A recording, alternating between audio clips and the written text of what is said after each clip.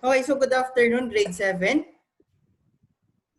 We Good are live. afternoon, sir. We are now live at YouTube, in my YouTube channel, Vince Tombok Tutorial TV. Videos, or VT TV. That's smart. That's smart. So, we have here the continuation for our lesson. Where is that na? I cannot find it. There. Ayun. Ayan.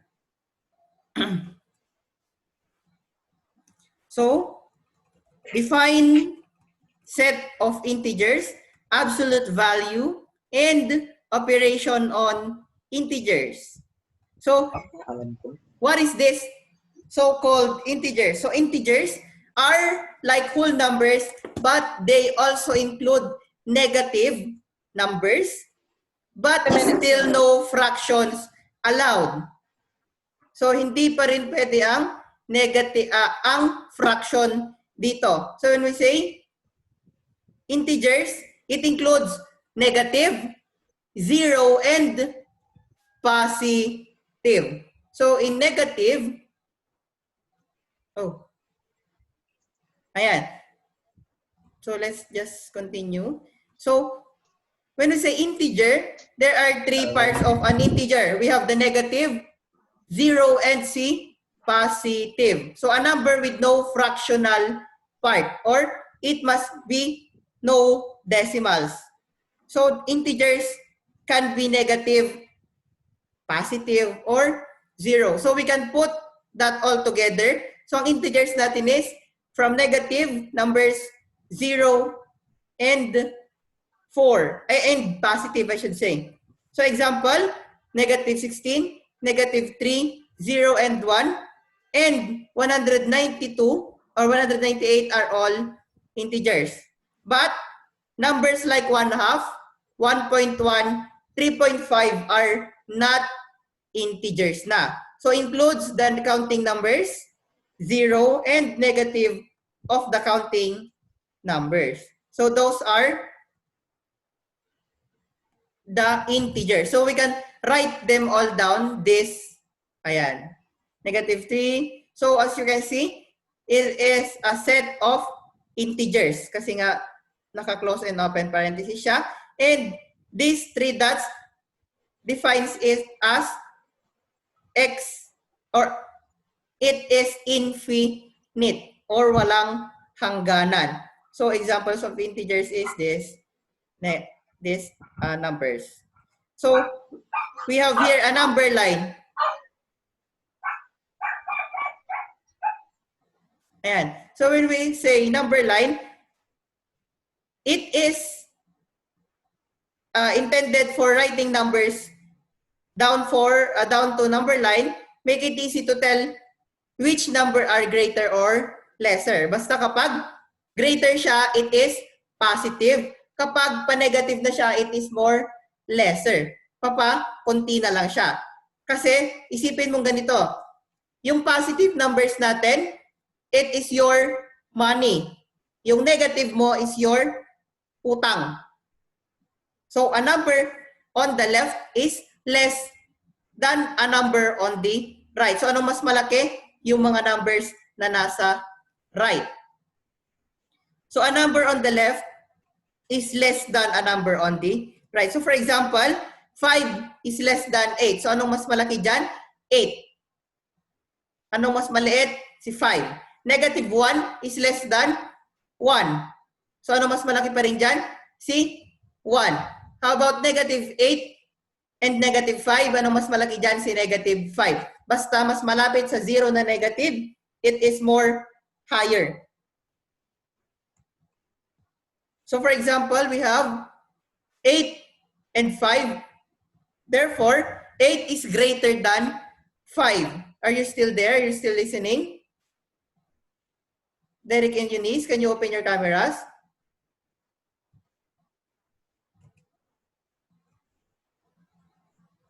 Ayan.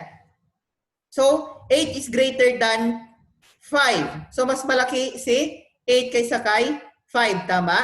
Pero kapag nagkaroon na tayo ng negative, for example is this one, 1 is greater than negative 1, ano nang mas malaki ngayon? Si 1. Kasi mas malapit na siya sa 0. And kapag nag-negative na yan, therefore, mas maliit na yung value niya. Pero kapag ito, we have an example here, negative 5 and negative 8, anong mas malaki? Si negative 5. Kasi mas malapit siya kay 0. So kapag counting numbers natin, mas malaki yung value ng mas higher na number. Pero kapag negative tayo, mas malaki yung value ng mas lesser na number. Wait, kumikidlat. So for example, John borrowed $3 to pay for his lunch. Virginia borrowed $5 to pay for her lunch. So Alex had enough money for lunch and had $3 left over. So place these people on the number line to find who is poorest and who is the richest. So owing money is negative, having money is positive. So John has negative 3 kasi nga 'di ba umutang siya, nag-owe siya ng money. Virginia also has negative 5 kasi umutang siya ng, sabi niya dito, negative ng $5 and Alex has positive 3 kasi yun yung left over niya. Yun na lang yung natira. So if you place it into the number line, ganito na siya. So si Alex may 3, si John merong negative 3, and si Virginia we have negative 5. So it is easy to see that Virginia is the poorer than John kasi mas maliit yung pera niya. We have negative 5. Si John naman, ang mas poorer lang siya kaysa kay John kasi ito. Si John is poorer than Alex kasi si Alex got 3. Hindi siya mutang. And Alex, of course, is the richest. Pinakamayaman si Alex sa kanila. Ayan. So using the number line, we can use the number line to help us add. We always move to the right to add. Okay? So we can use the number line to help us subtract naman. So kung pag ganon, we have subtraction. Kapag pag ganito naman, it is addition. So footnote, we have the absolute value. No need for that. So absolute value means think only about how far a number is from 0. So that is the absolute value. So for example, absolute value of negative 4, kung ano yung kabaliktaran niya lang, that is positive 4. That's the absolute value. Hindi mawawala si negative. So for example, 6 is away from 0, but negative 6 is also 6 away from 0. Therefore, the absolute value of 6 is 6. And the absolute value of negative 6 is also 6. That's it. So when we say absolute value, it is always positive. And so fundamental operations of integers. So what are integers ulit? Integers are 0 and all the positive and negative whole numbers. So when you first begin to work with integers, imagine a tremendously large line that extends infinitely left and right. So starting from this point, so parang ganyan, papaganon siya. So imagine that it extends. Parang ganon. So ayan. So it extends infinitely. Left and right yan ha. So now, directly in front of you is a spot of the line. That line, we can call the center and label it 0. So ano yung gitna nila is 0. So ito yung pinakagitna. That is the center. And you must label it 0. So to the left, that is the integer, this one. Negative integer. To the right, we have the positive integer. So let's go now to adding integers with the same sign. Kapag same sign siya, it is just like an adding in your elementary days. So 2 plus 2. 4.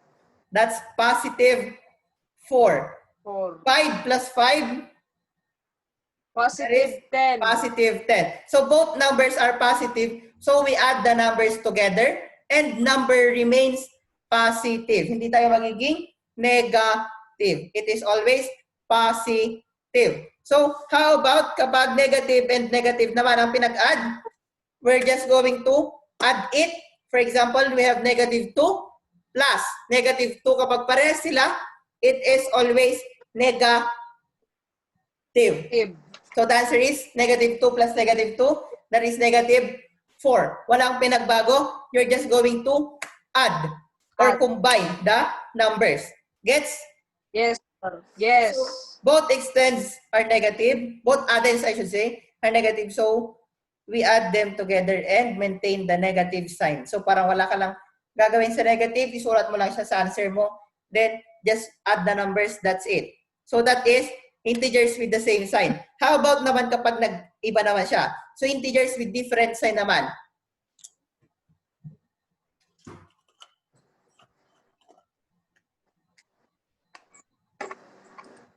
Hello?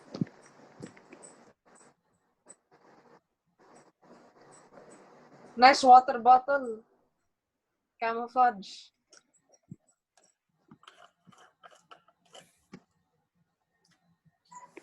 So integers with different signs. So kapag magkaiba na yung sign niya na pinag-add, ang gagawin lang dito, I'll always remember of this. Kapag negative and positive siya, or positive and negative, you will proceed to subtraction. So for example, may utang ka na 3, babayaran mo yung 8 or 8 pesos. Therefore, ang matitira na lang is 5. So, nag-subtract ba tayo? Yes. Yes. Therefore, 8 minus 3. Parang ganun na siya. Kaya magiging positive 5. So, since we are adding two numbers with different sign, ignore the sign and we are left with 3 and 8. Tama? The number 3 is smaller than 8. So, we subtract 3 from 8, which will give us 5. So, on the two addends, 8 was the larger and was positive. So, the final answer or the final sum will be positive. 5. So, our final sum is 5. 5. So for another example, so in this example naman, negative 50 and 18. So 50 minus 18. Yes. So we're just going to proceed to subtraction. Basta ka magkaiba ng sign. So 50 minus 18, that is 30. Negative 2. Negative 32. That is 50 minus 18. 32. 32. So anong sign ng 32 na yan? Ano mas malaki, 50 or 18? 50. 50, anong sign ni 50? We have negative. So therefore, the answer is negative 32. For example, ganito, may utang kang 50 pesos, babayaran mo yung 18. Ilan po utang mo? 32. That's the idea of this. So sign of addends, if it is positive, the sign of the sum is positive. If the sign of the addends is negative, the sum is negative also. Yes, sir. Oops. My baby. Pero kapag positive and negative, sign of the larger addend, kung ano mas malaki. Same as negative plus positive. So kung ano yung magiging sign ng pinaka-malaki. So let's try to have an example.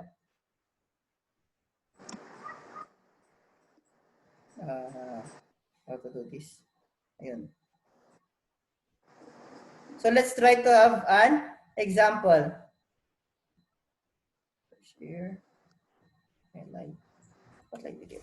Okay. So let's try to have this example. We have 10 plus negative 5. What would be the answer? So as you can see, this is positive. This is negative. So what would be the answer? Negative 5. So 10 minus 5 No, is 5. Tama? positive. And Yes. positive Positive 5. and negative 5. So ano mas malaki, 10 or 5? 10. 10. Therefore, this is positive. Paano pag nabaliktad? This is negative, this is positive. Ayan. Negative 5. So this is negative 5 kasi mas malaki na si 10 kaysa kay 5. Therefore, the answer is negative 5. Let's try to have a complex. So we have 5 plus 5 minus 4 plus 3. Ayan. So, we have here 5 plus 5 minus 4 plus 3. So, 5 plus 5. 10. That is 10. Minus 4. Yes. 6. 10. Minus 4 plus 3. So, 10 minus 4, that is 6. Plus 3, that is 6. 9. So, this is now our answer. 9. How about if we have, oops, 10, 19 plus negative 59. The answer would be Negative 40. negative 40. Bakit? 59 minus 19 is 40. And then get the highest number. Anong sign na highest number? 59. We have negative. So, negative. Yes. Therefore, the answer is negative 40. Nakuha na? Ang addition? Yes, sir. So, kaya nasagutan ng worksheet? Yes. Okay. So, how about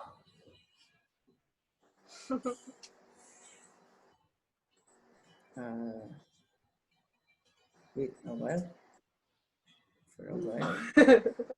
Ayan. So, subtracting integers naman. To subtract integers, we will follow the same steps like in addition. So, di ba kung nagsusubtract tayo dati, we have the min-win, we have the subtrahend, and the answer is the difference. Tama? So, always natin pinagsusubtract ang higher number or higher dapat ang min-win. And always dapat na mas maliit ang subtrahend. Pero paano pag magkabaliktad na sila? So for example, we have 14 minus negative 4. That's going to be 20, 28. That's going to be 18. 18. Ayan. Positive 18. That is There positive. seems to be This should be 18. Oh, mali ito, mali. Ayan. So, we have here 14 minus negative 4. So kapag subtraction naman, we have 14 minus negative 4. Ang gagawin lang dito kapag subtraction ito, change the sign. Magiging positive. Positive. So, positive na siya ngayon. And proceed to addition. Kaya magiging addition na yan. So, 14 plus 4. Addition. That is? 18. 18. So, ganun lang gagawin. Change the sign ng subtrahend. So, hindi magbabago si min-win. Ay, change lang natin si subtrahend. Let's try to have another example. We have 52. Who's that? 52. 52 minus negative 14. There. So, let's change the sign. First step is to change the sign. Kaya magiging positive 14. And proceed to addition. 64. So, this would be 60. 4. 64. 64. Wow. Oh yes, 66. Be 66. Tama? 6. Ayan. How about kapag mas nauna naman si negative? So, we have negative 52 minus minus 4. Ayan. Paano naman pag ganito? We have negative 52 minus Negative 4. 48. Negative 48. Are you sure? Yes. Change the sign. Oh, positive. So, Oh, it becomes positive, tama? And this would yes. become, Addition. wait. 52 minus 4. Ayan, so this would become, positive becomes negative, tama? And Negative, proceed to yes. addition. Negative 52 plus negative 4. Um, That is negative 50, 56. Oh, that is negative 56. Basta, change the sign, proceed to addition, and as you can see, yung rule natin sa addition, basta same sila, you're just going to add. So 52 and 4, both negative, therefore, it is 56, and then just copy the symbol or the sign. Nakuha? Yes. Yes. Are you sure, Yes. Nabil? Yes. Okay. Yes.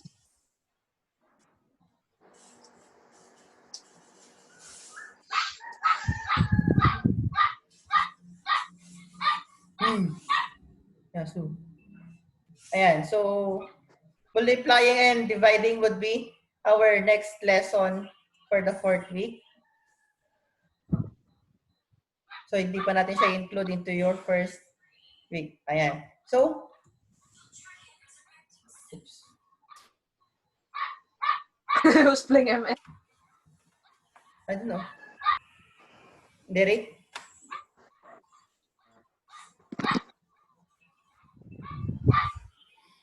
The enemy is being defeated. Okay, so let's try to have this.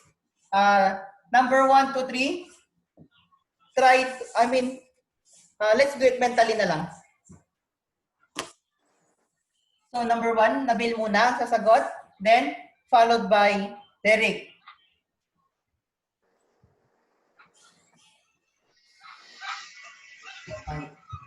Ayan. So, what will be the answer? Sir, that's going to be negative 19. That is negative 19. 19. How about if I change this? Derek?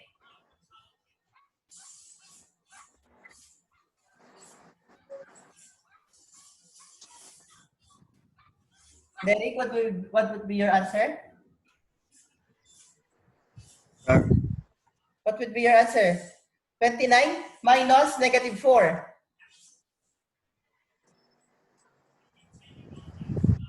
positive 33.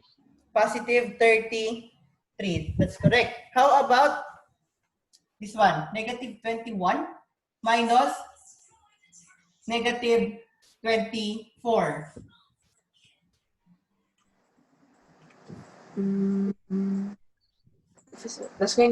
That's going to be Negative 25. Huh? Ay, 25.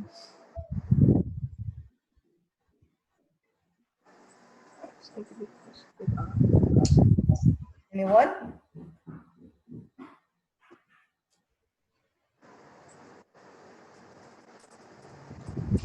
Sir,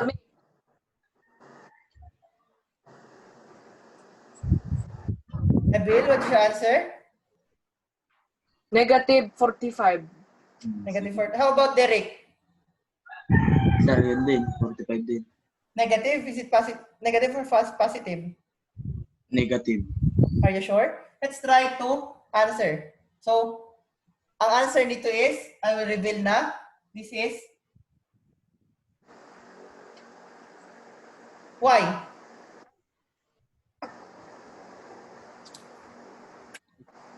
Why kaya? Bakit kaya naging positive 3? Diba? Ang rule natin, you need to change this one kapag subtraction. So therefore, magiging positive. Proceed to addition. So, negative 21 plus positive 24. So 21 and 24, addition tayo. You need to subtract 24 minus 21. That is positive 3. 3. Yeah. Get it? Na? Yes. Okay, so let's try to have 2 more examples. How about if we have negative 11 minus negative 51? What would be the answer? Yes, Nabil. Negative 40. Wait, no. Positive 40. How about Derek? Ganon din?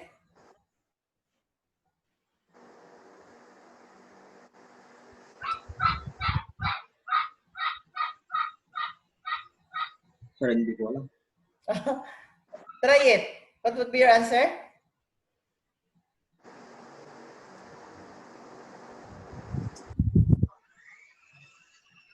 That would be?